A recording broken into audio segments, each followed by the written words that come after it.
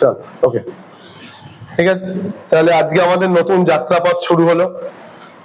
আমাদের ঠাকুর মা স্বামীজি RKVM এর বিশ্বমানের গাইডলাইনে যে ওয়েস্ট বেঙ্গল স্কুল সার্ভিস কমিশনের গ্রুপ সি এবং গ্রুপ ডি নোটিফিকেশন পাবলিশড হয়েছে, যার অ্যাপ্লিকেশন করা 16 সেপ্টেম্বর থেকে শুরু, 31 অক্টোবরে শেষ হবে।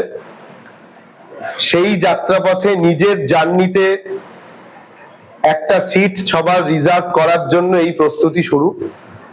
তো শুধু স্বপ্ন দেখা নয়, স্বপ্নটাকে সার্থক করার বাস্তবতা নিয়ে আজকের ক্লাস শুরু করা হচ্ছে। আজকের আমাদের ফার্স্ট যে ক্লাসটা আমরা দিয়ে শুরু করব সেটা হচ্ছে কারেন্ট অ্যাফেয়ার্স। কারেন্ট অ্যাফেয়ার্স এর 15 মার্কস আমাদের এখানে আছে। গ্রুপ সি তেও আছে 15 মার্কস, গ্রুপ ডি তেও আছে 15 মার্কস। সুতরাং কাজেই তোমরা বুঝতে পারছো যে এই পার্টটা কতটা ভাইটাল হতে চলেছে। 15 marks not a matter of joke. তো সেক্ষেত্রে এই 15-এ আউট অফ 15 টোটাল মার্কসটাই যাতে সবার আসে, এই লক্ষ্যে আমাদের এই ক্লাস, যাতে পুরো একটা নাম্বারও যাতে কম না হয় সেই লক্ষ্যে আমাদের কারেন্ট অ্যাফেয়ার্স। তো কারেন্ট অ্যাফেয়ার্স বলতে ন্যাচারালি স্টুডেন্টরা যে প্রশ্নটা করে যে স্যার কতদিনের কারেন্ট অ্যাফেয়ার্স পড়া দরকার।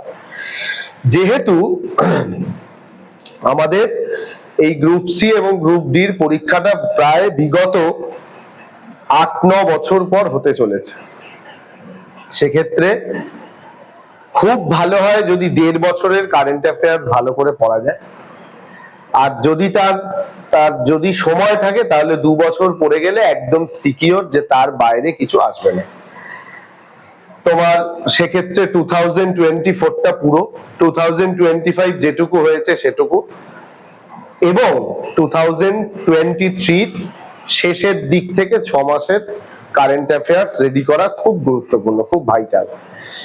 এবার যেটা বলা সেটা হচ্ছে যে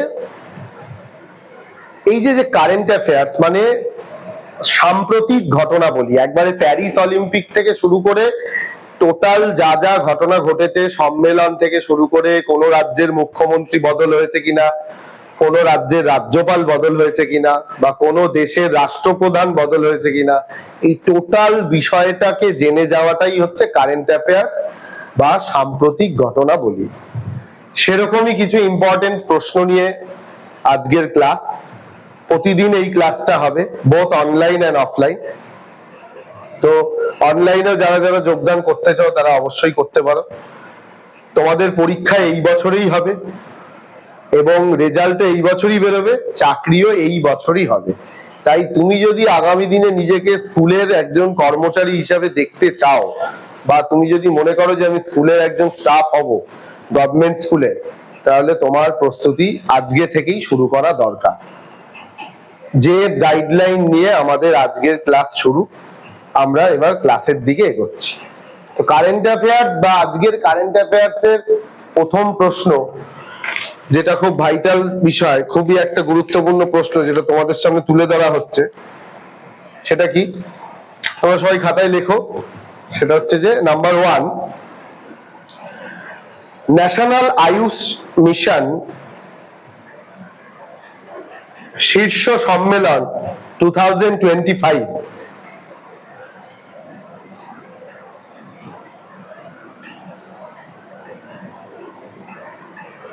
ভারতবর্ষের কোন শহরে অনুষ্ঠিত হয়েছে?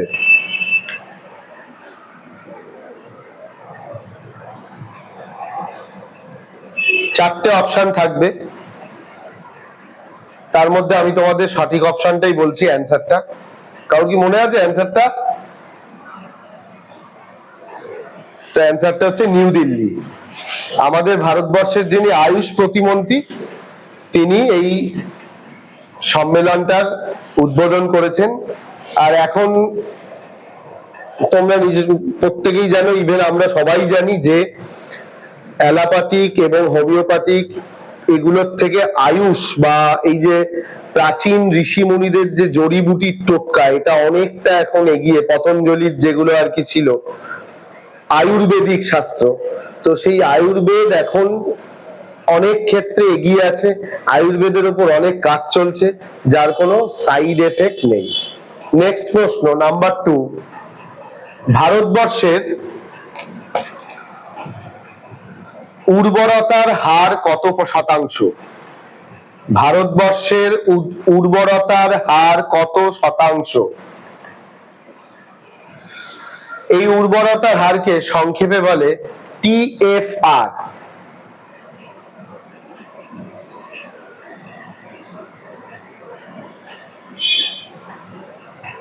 টিএফআর এর পুরো নাম হচ্ছে total fertility rate. Total fertility rate. অ্যান্সারটা লিখে নাও তোমরা 1.9%।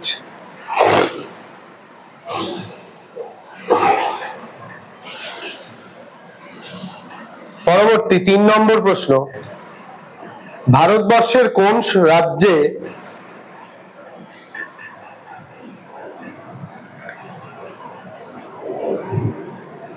বৃহৎ লিথিয়াম আয়ন ব্যাটারি ম্যানুফ্যাকচারিং বা উৎপাদন কেন্দ্র তৈরি হয়েছে? আবার বলছি, ভারতবর্ষের কোন রাজ্যে লিথিয়াম আয়ন ব্যাটারি উৎপাদন কেন্দ্র বা ম্যানুফ্যাকচারিং ইউনিট তৈরি হয়েছে?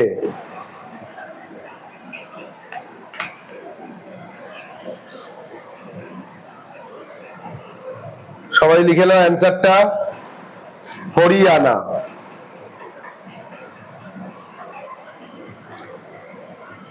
প্রশ্নগুলো এমন ভাবে আমাদের তৈরি করতে হবে যাতে ক্লাসের মধ্যেই অর্ধেকটা পড়া হয়ে যায়। পুরো তৈরি করে এখান থেকে তোমরা বেরোবে, যাতে বাড়ি গিয়ে একটু দেখে নিলেই তোমাদের যাতে মনে থাকে, প্রশ্নগুলো দেখলেই যাতে তোমরা অ্যান্সার করে আসতে পারো। এই যে ব্যাপারটা, এই বিষয়টা একটু বলি, যে লিথিয়াম আয়ন ব্যাটারি, এখন আমরা সবাই জানি যে ব্যাটারি চালিত গাড়ির খুব জনপ্রিয়তা বেড়েছে। কেন? এর কারণটা কি? কারণটা কি তোমরা বলো? ব্যাটারি চালিত গাড়ির সুবিধাটা কি? দূষণ কমানো। এই দূষণটা যাতে কমানো যায়, পরিবেশের যাতে ভারসাম্য বজায় রাখা যায়, তার জন্য এখন বেশিরভাগ ক্ষেত্রে ব্যাটারি চালিত গাড়ির জনপ্রিয়তা বেড়েছে। তো সেই রকমই লিথিয়াম আয়ন ব্যাটারির সব থেকে বৃহৎ ইউনিটটা আমাদের ভারতবর্ষের কোথায় হলো? হরিয়ানা। 4 নম্বর প্রশ্ন, অঙ্গীকার 2025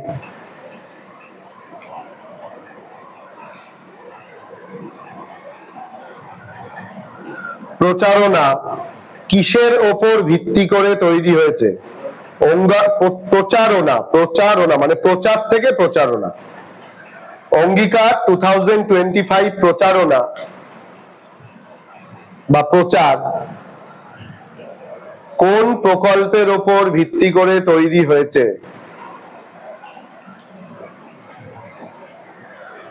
সবাই অ্যান্সারটা লিখে নাও, পিএম আবাস যোজনা বা প্রধানমন্ত্রী আবাস যোজনা। প্রধানমন্ত্রী আবাস যোজনা।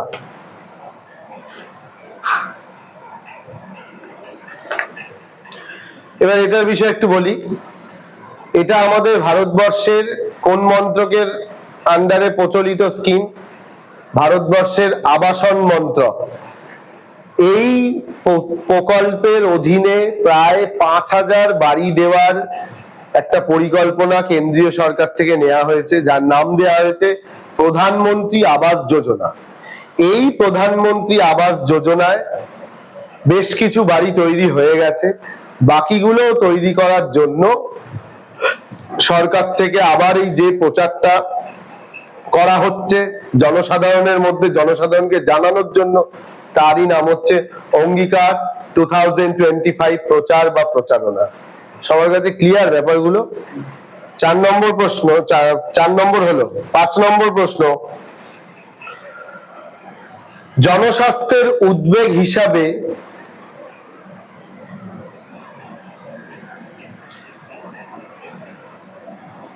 কোন ধরনের জীবের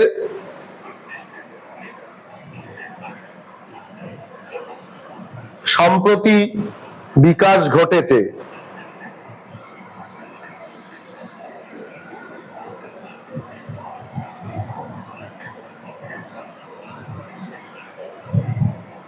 সবাই লিখে নাও অ্যান্সারটা। পিএম জাস্ট সরি, সবাই লিখে নাও অ্যান্সারটা। Free living amoeba, FREE, free living, LIVING, living amoeba, AMIBA।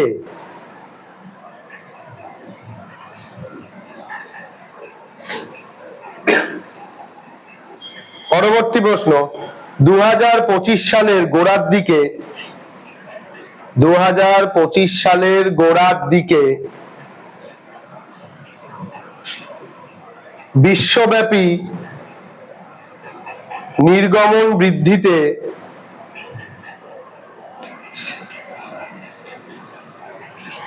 কোন দেশ বেশি অবদান রেখেছে?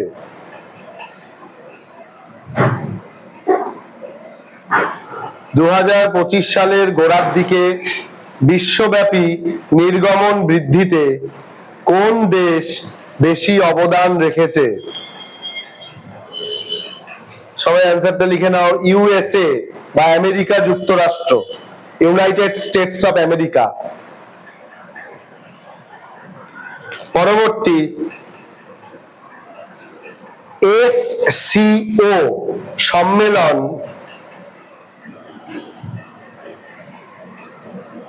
চীনের কোন শহরে অনুষ্ঠিত হয়েছে? SCO সম্মেলন চীনের কোন শহরে অনুষ্ঠিত হয়েছে?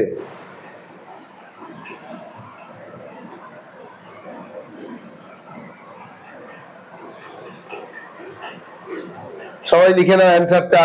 তিয়ানজিন প্রদেশ, তিয়ানজিন প্রদেশ।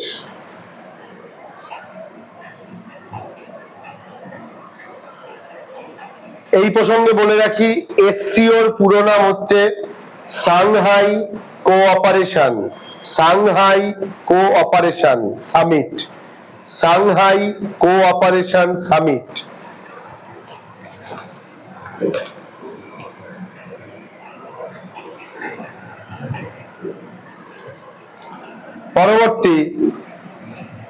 পরবর্তী গুরুত্বপূর্ণ প্রশ্ন, কার্বন ব্রিফ 2025 অনুযায়ী, কার্বন ব্রিফ 2025 অনুযায়ী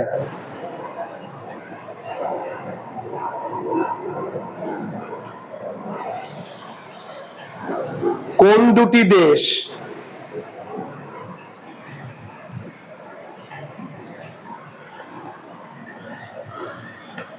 দুটি দেশ বিশ্বব্যাপী নতুন কয়লা বিদ্যুৎ উৎপাদনে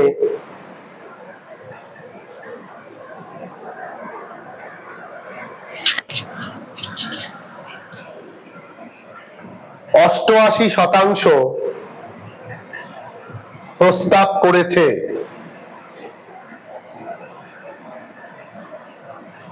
অ্যান্সারটা হলো ভারতবর্ষ এবং চীন, ভারত এবং চীন, ইন্ডিয়া এন্ড চায়না।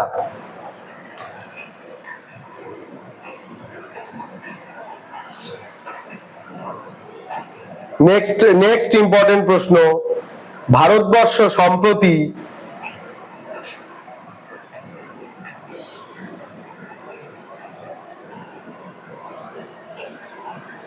কোন বিশ্বব্যাপী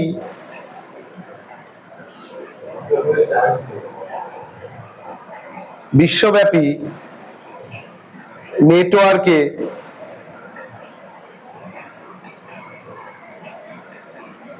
জয়েন করেছে?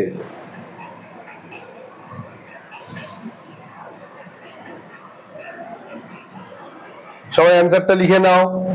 Health AI, HEALTH, health AI global regulatory network, health AI global regulatory network.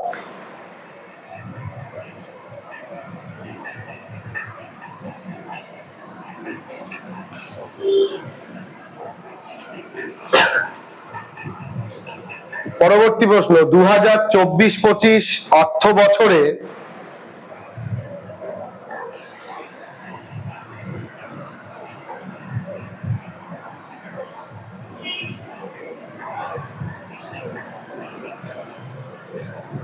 ভারতবর্ষের কোন রাজ্য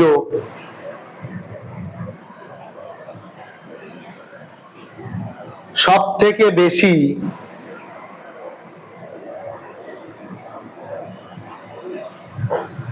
মাথাপিছু আয়ে এগিয়ে রয়েছে?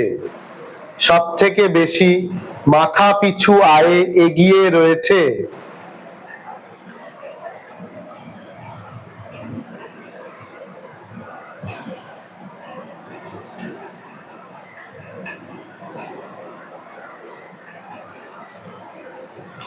অ্যান্সারটা সবাই লিখে নাও। তেলেঙ্গানা।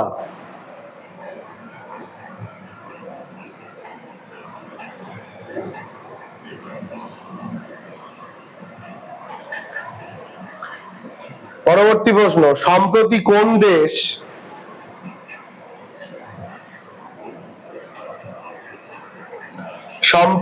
কোন দেশ অনিবন্ধিত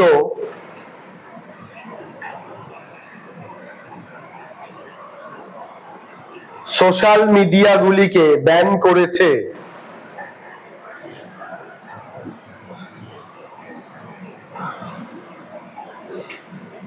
অ্যান্সার হচ্ছে নেপাল।